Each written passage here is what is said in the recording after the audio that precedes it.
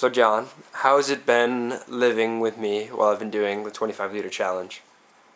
I would have to say it's been a bit of a compromise. It's been challenging at times, but I think we've been able to work through most of the uh, issues that we've had living together. Okay, a compromise. How so? Um, well, I fully support the endeavor that you're doing. I think it's a great idea, and it brings a lot of attention to an issue that needs to be addressed. That being said, you are very strict on it, which is I also think is a good idea. But sometimes that could be done in a way that I would prefer to be have different. So the toilet's been the major issue. The toilet and the shower. So essentially just the smell, and that I don't enjoy the smell. So there's luckily we have three toilets in the house. One is the other roommates in the basement, and then one on the main floor and one upstairs. And the one on the main floor has now become yours toilet, because I don't trust going in there anymore. That being said, it's been much better, and I tend to use it almost exclusively upstairs. So, after trying to sell my water credits to you and you refusing, and then me trying to give them away or pay you to take them, you eventually found a way to make it flush, so the smell isn't so bad. And the shower, now that the towels, the rags that you wash yourself with, have been cleaned and aren't always sitting there. It's much more enjoyable for me to shower. I can tell you that was not overly fun, especially with the hot climate, and I'm sure you're a wonderful guy, but your smell is less wonderful after a few days of playing rugby in the sun. Definitely.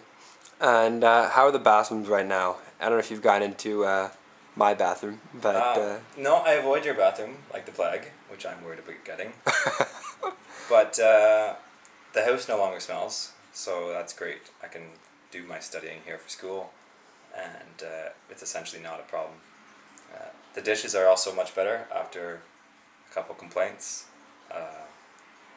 It'd be a little bit better in the winter, but leaving the dishes in the sink all day for a couple days, they need to be rinsed off or taken off. Otherwise, we get fruit flies, which we have several billion if anyone needs any. So now that you're using the dishwasher and cleaning them off before, it's much better. So things like that have been a little bit of a compromise. Me wanting you to do this challenge, but me also wanting to live in my house. So I think you've done a good job. Eventually, with making a few changes, because I think anybody can, if they have to, not flush the toilet, but it's not exactly sustainable, and nobody's gonna do it unless they have to. So making it a comfortable environment, I think, has been a bit of a challenge, a learning process, but it's gotten a lot better now. all right. Are there anything that really stood out to you as positives coming out of this as someone who lives with someone doing a 25 liter challenge? Well, I think about water a little more. I'm probably a little unique in that I do energy efficiency and study the environment, so I happen to know most of this stuff already. But that being said, it still brought it to my attention more than usual. So I've definitely cut down a little bit. I think about it more. I like that you're doing. I think it's great because it means that you're going to be cutting down. And all of my friends, our mutual friends, know about it and our interesting challenges together. So I think it's brought a lot of awareness. So I think that's great. I think any opportunity we have to reduce our impact on the environment, especially in an easy way, it's easy to convince somebody who is already interested in the environment and wants to reduce their impact. But it's another thing to try to change people who are into it for themselves or for money. So making it, they're not willing to not flush a toilet. they're not willing to not have a shower.